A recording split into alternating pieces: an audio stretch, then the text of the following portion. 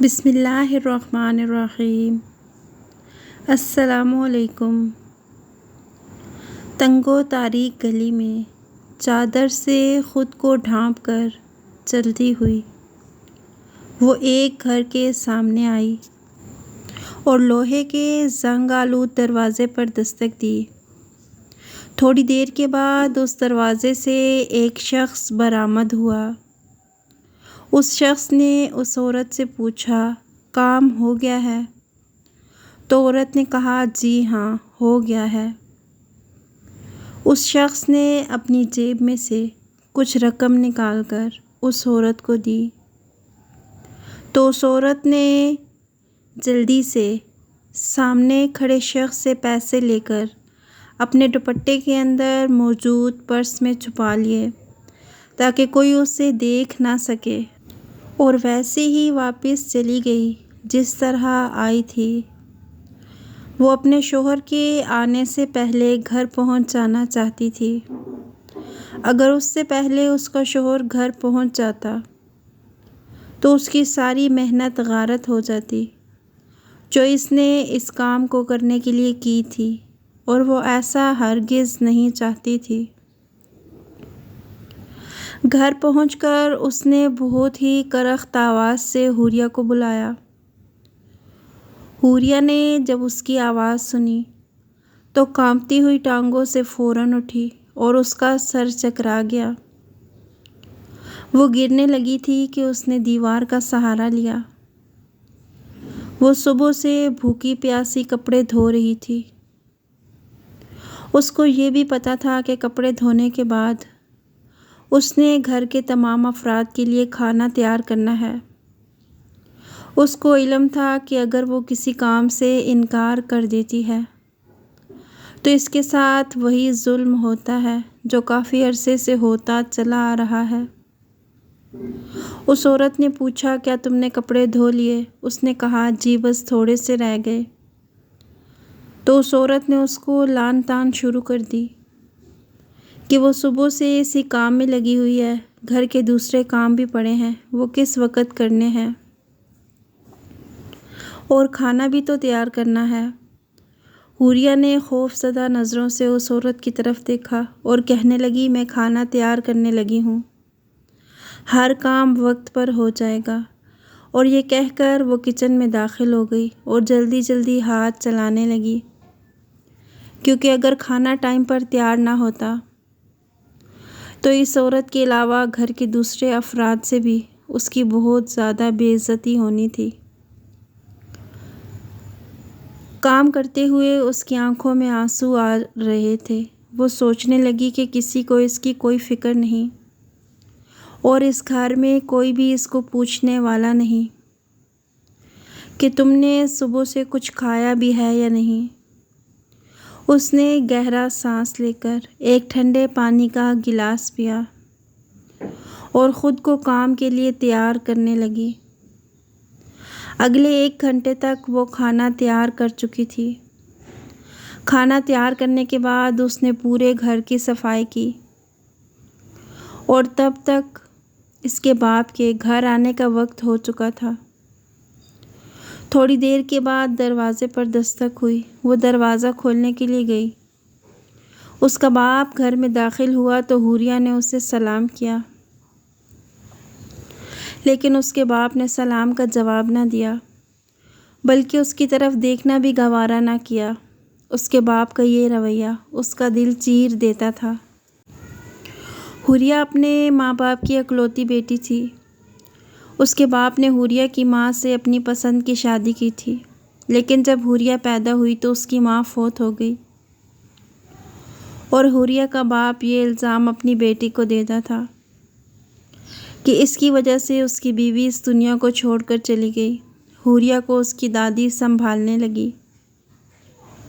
وہ اپنے بیٹے کو بار بار کہتی کہ ایک دفعہ اپنی بیٹی کو دیکھے تو صحیح، لیکن اس کے باپ نے اسے دیکھنا تک گوارا نہ کیا، اور پیار تو دور کی بات تھی۔ گھر والوں کے کافی اصرار پر اس کے باپ نے دوسری شادی کر لی، کیونکہ وہ کہتے تھے کہ ابھی اس کی پوری زندگی پڑی ہے، وہ اکیلے زندگی کیسے گزارے گا۔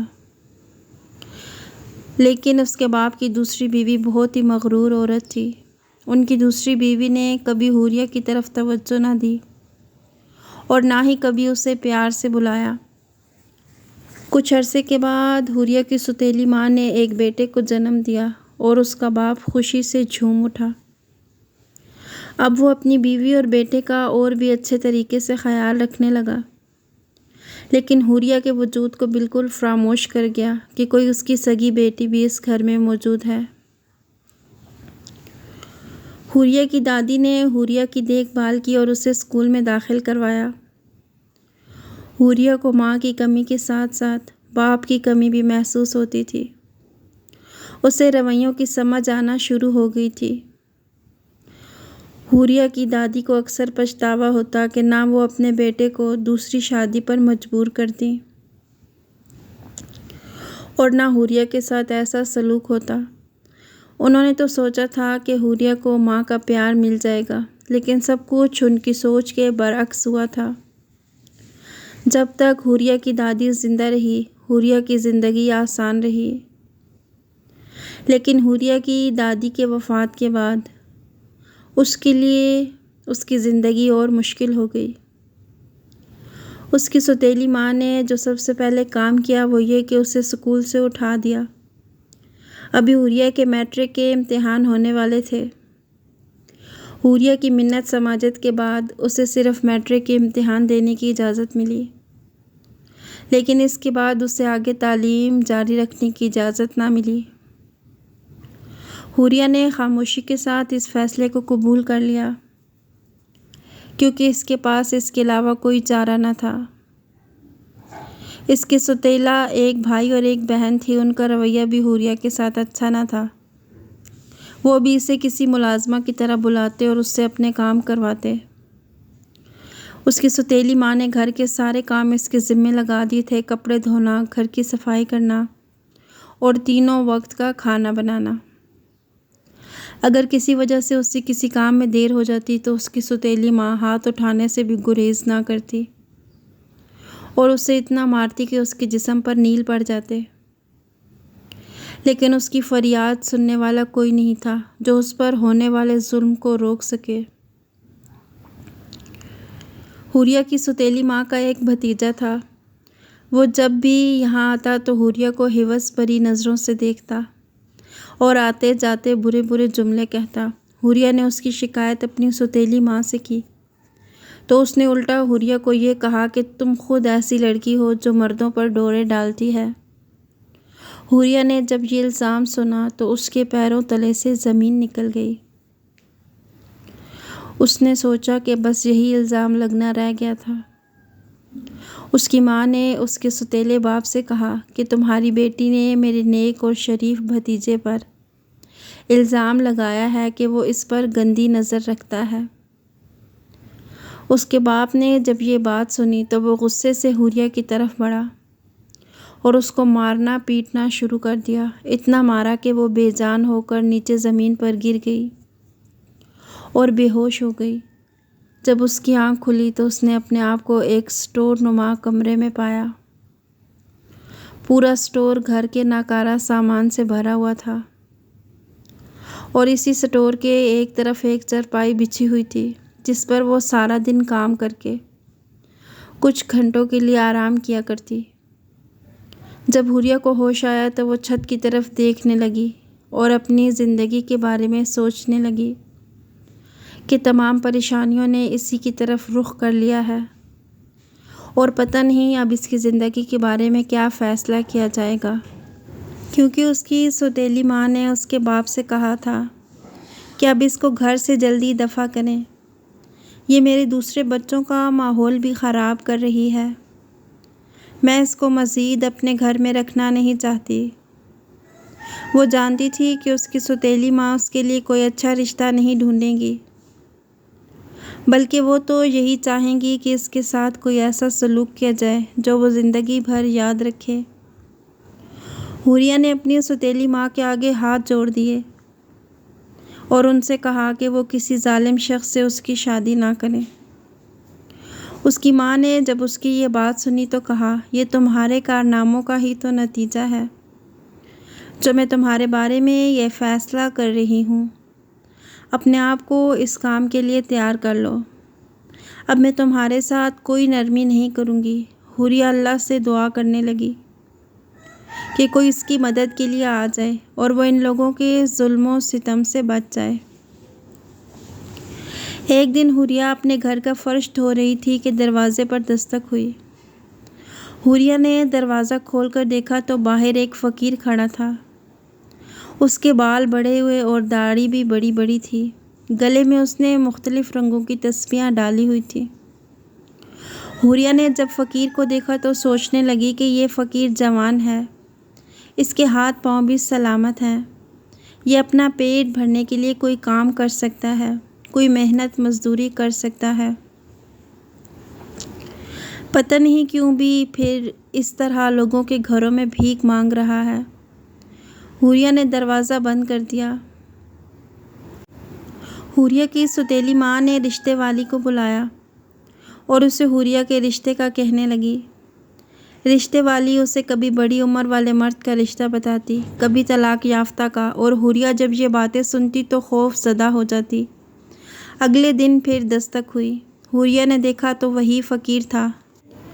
حوریہ حیران ہو گئی کہ یہ آج پھر آ گیا ہے، لیکن آج اس فقیر نے حوریہ کو پانی پلانے کے لیے کہا تو حوریہ ہچکچاتی ہوئی اسے پانی پلانے کے لیے کچن میں گئی اور پانی کا گلاس لے کر آئی اور انتظار کرنے لگی کہ فقیر اسے پانی کا گلاس واپس دے گا کہ اتنے میں اس کی سوتیلی ماں باہر سے آتی ہوئی نظر آئی حوریہ کی اور طرف مشکوک نظروں سے تو حوریہ حوریہ کی طرف فوراً ہی دیکھا۔ اندر چلی گئی۔ حوریہ فوراً جب اس ہی کی اندر ماں چلی گلاس گئی۔ لے کر اندر جب آئی اس کی تو ماں اسے خوب گلاس لے ڈانٹا کر آئی تو اور اسے کہنے خوب لگی ڈانٹا اور تم کون کہنے ہوتی لگی ہو؟ تم کون ہوتی ہو یوں باہر کسی کو پانی پلانے والی؟ تمہاری حرکتیں ہی ٹھیک نہیں ہیں، مجھے جلد سے جلد تمہارا انتظام کرنا پڑے گا۔ حوریہ نے کہا کہ وہ پیاسا تھا، مجھ سے پانی مانگ رہا تھا تو میں اسے کیسے منع کر دیتی؟ اس کی سوتیلی ماں نے کہا کہ اگلی دفعہ میں تمہیں دروازے میں کھڑا نہ دیکھوں، اگلی دفعہ میں نے تمہیں ورنہ دروازے مجھ میں سے کھڑا برا دیکھا کوئی نہیں تو مجھ سے ہوگا۔ برا وہ یہ کوئی کہہ کر نہیں واپس ہوگا۔ چلی وہ یہ گئی۔ کہہ کر واپس چلی گئی۔ اس طرح کافی دن گزر اس طرح گئے۔ کافی حوریہ کے دن کاموں گزر کی گئے اور روٹین حوریہ کے ویسی ہی کاموں کی رہی۔ روٹین ویسی ہی پھر ایک رہی۔ دن اس کی سوتیلی ماں ایک نے اس دن سے اس کی کہا کہ تم سوتیلی ماں تیاری نے کر لو، حوریہ سے کچھ کہا دنوں تم تک تیاری کر لو، تمہارا کچھ نکاح دنوں ہے۔ تک تمہارا نکاح ہے۔ حوریہ نے کہا آپ میرے ساتھ حوریہ ایسا نے کہا ظلم آپ نہ میرے کریں، ساتھ ایسا جیسا ظلم آپ نہ کہیں کریں، گی میں آپ ویسا ہی جیسا کروں کہیں گی، گی میں ویسا ہی کروں آپ کو گی، کسی قسم کی کوئی آپ کو کسی تکلیف قسم نہیں کی کوئی ہوگی۔ شکایت نہیں ہوگی۔ اس کی سوتیلی اس ماں نے کی کہا کہ سوتیلی ماں نے نہیں، اب کہا فیصلہ نہیں، اب ہو چکا فیصلہ ہے، ہو چکا ہے، جمعہ کے دن جمعہ کے تمہارا دن میں نکاح ہے۔ تمہارا نکاح کرتی حوریہ ہی آنسو رہوں گی۔ بہاتی رہی حوریہ بہت اور پھر چپ پریشان کر ہو گئی گئی اور سوچنے لگی اور کیا پھر میں اپنے سوچنے باپ لگی سے اس بارے میں بات کہ کروں، وہ اپنے لیکن وہ باپ سے اپنے اس آپ بارے میں میں ہمت بات کرے پیدا یا نہیں نہ کر کرے۔ پا رہی تھی کہ وہ وہ کیسے اپنے بات اندر کرے۔ ہمت پیدا نہیں کر پا رہی تھی کہ وہ یہ بات کیسے کرے۔ رات کو جب اس کا باپ گھر آیا تو اس نے ہمت کرتے ہوئے ان سے بات کرنے کا فیصلہ کیا اور ان کے کمرے میں گئی۔ اس کی سوتیلی ماں کمرے میں نہیں تھی۔ اسے یہ موقع اچھا لگا تو اس نے ڈرتے ہوئے اپنے باپ سے کہا کہ امی میرا نکاح کروا رہی ہیں، بس آپ اس نکاح کو رکوا دیں، میں آپ کو تنگ نہیں کروں گی، نہ ہی کوئی شکایت کا موقع دوں گی۔ اس کے باپ نے ہاتھ اٹھا کر اسے بات کرنے سے منع کر دیا اور کہا کہ تمہاری ماں جو بھی کر رہی ہے ٹھیک کر رہی ہے، تم نکاح کے لیے خود کو تیار کرو اور اس گھر سے رخصت ہو جاؤ۔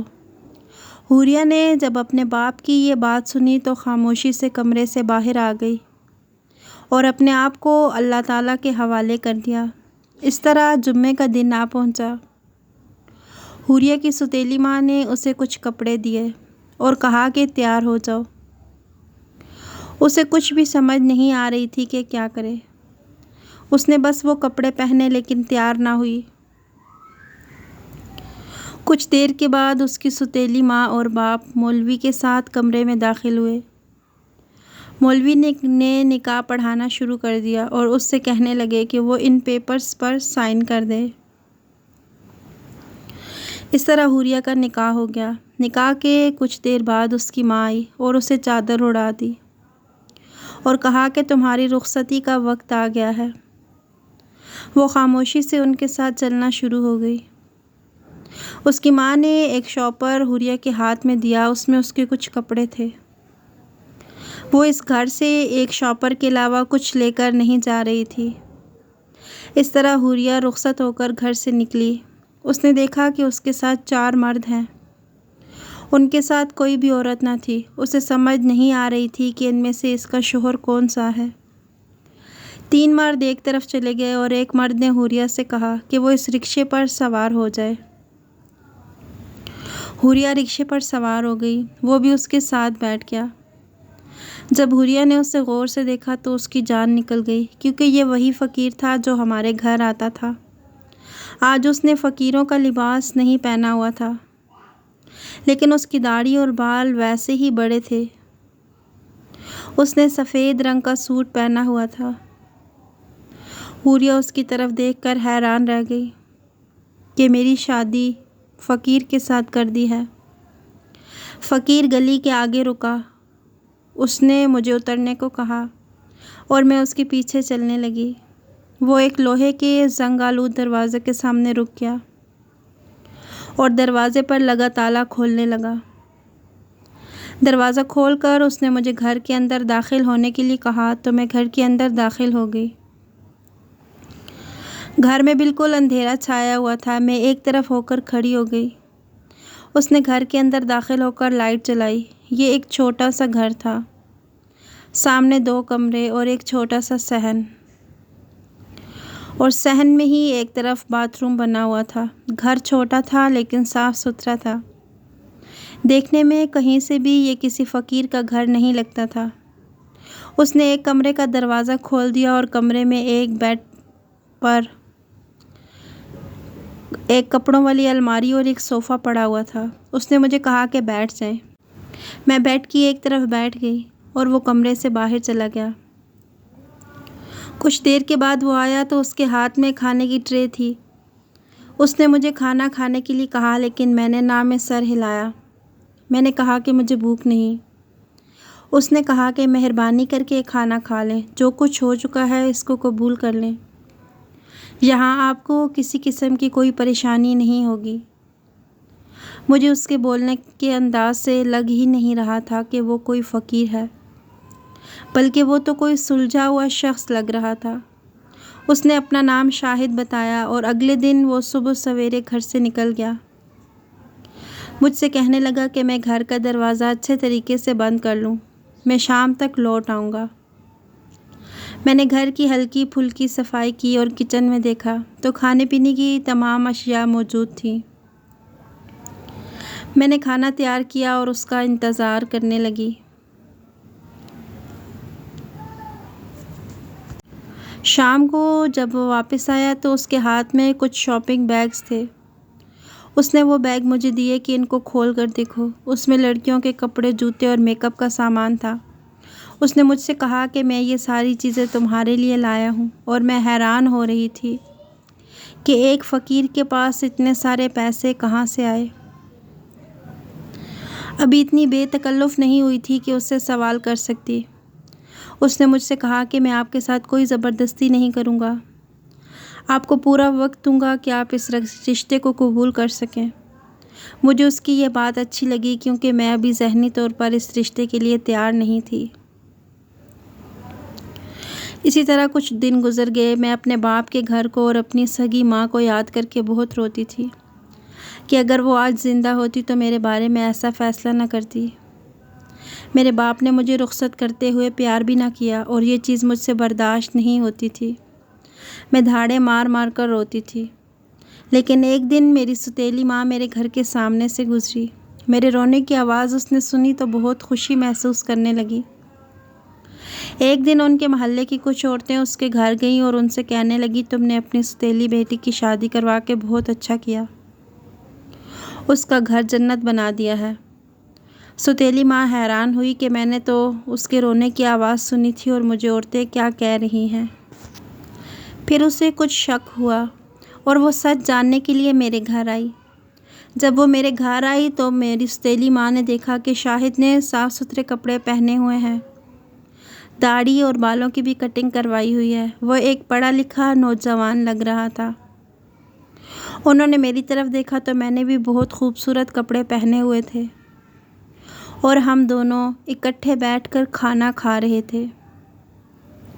یہ منظر دیکھ کر میری سوتیلی ماں کو بہت زیادہ غصہ آنے لگا۔ اس نے مجھے ناخوش دیکھنے کے لیے ہی تو فقیر سے میری شادی کی تھی۔ وہ تو مجھے ہمیشہ دکھی ہی دیکھنا چاہتی تھی۔ گھر کا باہر کا دروازہ خستہ اور زنگ آلود تھا، لیکن اندر سے گھر صاف ستھرا تھا۔ انہوں نے کیا سوچا تھا اور کیا ہو گیا؟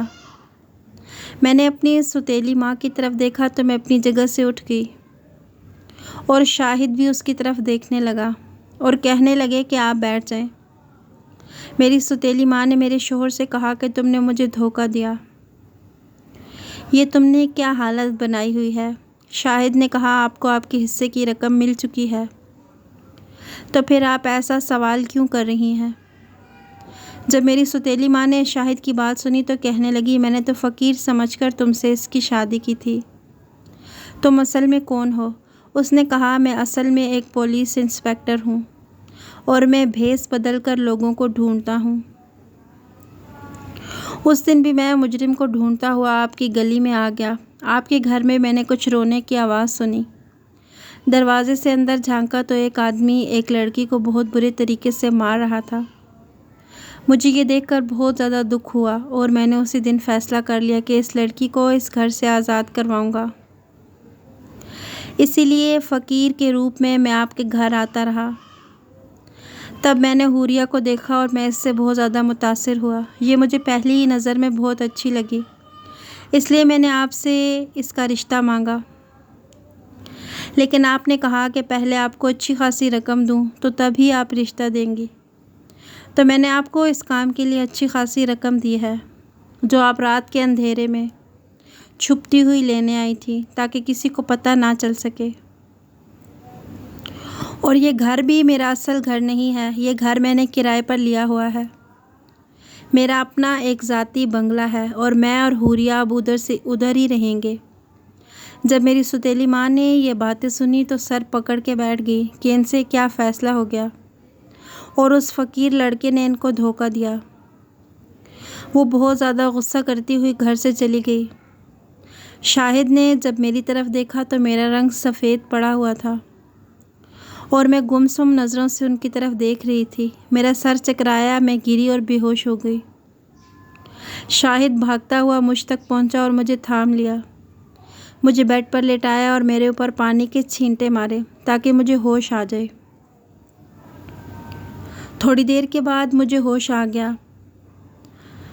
شاہد نے میری طرف دیکھا تو میں منہ ایک طرف کر کے رونے لگی۔ شاہد نے کہا تم کیوں روتی ہو؟ میں نے کہا کہ آپ نے اتنا بڑا جھوٹ کیوں بولا؟ شاہد نے کہا اگر میں سچ مچ پڑھا لکھا انسان بن کر رشتہ مانگتا تو تمہاری سوتیلی ماں نے کبھی بھی تمہاری شادی میرے ساتھ نہیں کروانی تھی۔ میں نے کہا آپ نے میری وجہ سے اپنا بھیس بدلا تھا۔ انہوں نے کہا کہ جب تمہیں مار کھاتے دیکھا تو میرے دل کو کچھ ہوا، اور میرا دل چاہا کہ تمہیں جا کر ان لوگوں سے آزاد کروا لوں، لیکن میں تمہیں ان سے کیسے بچا سکتا تھا؟ اس لیے میں نے فقیر کا بھیس اختیار کیا تاکہ کسی کو مجھ پر شک نہ ہو۔ جب تم پہلے دن میرے سامنے آئی تو میں تمہاری معصومیت پر فدا ہو گیا۔ تمہارے چہرے پر تمہاری دکھ بھری داستان لکھی تھی۔ میرا دل کر رہا تھا کہ تمہیں ابھی اسی وقت لے کر چلا جاؤں، لیکن میں نے اپنے جذبات پر قابو پایا اور صحیح وقت کا انتظار کرنے لگا۔ میں نے ہی یہ منصوبہ بنایا تھا اور تمہاری سوتیلی ماں کو اپنے منصوبے میں پھنسایا۔ اس طرح ان کا لالچ کھل کر سامنے آ گیا، اور میں نے تمہیں ان کے ظلم سے بچانے کے لیے پیسے دیے۔ تم اس کو غلط نہ سمجھنا، میں تم سے پیار کرتا ہوں اور تمہیں خوش دیکھنا چاہتا ہوں، اس لیے میں نے تمہیں ان کے ظلم سے بچایا۔ میں شاہد کی یہ بات سن کر مسکرائی۔ اللہ نے میری مدد کی اور مجھے بہت ہی اچھے ہاتھوں میں سونپ دیا۔ اس کے بعد سے حوریہ ہمیشہ خوش رہنے لگی۔ اگر آپ کو ہماری آج کی ویڈیو پسند آئی ہے تو اسے لائک کیجیے گا اور اپنے پیاروں کے ساتھ شیئر کیجیے گا، اور اگر آپ نے ابھی تک ہمارا چینل سبسکرائب نہیں کیا تو ضرور کیجیے گا۔ ملتے ہیں ایک نئی اور دلچسپ کہانی کے ساتھ، تب تک کے لیے اللہ حافظ۔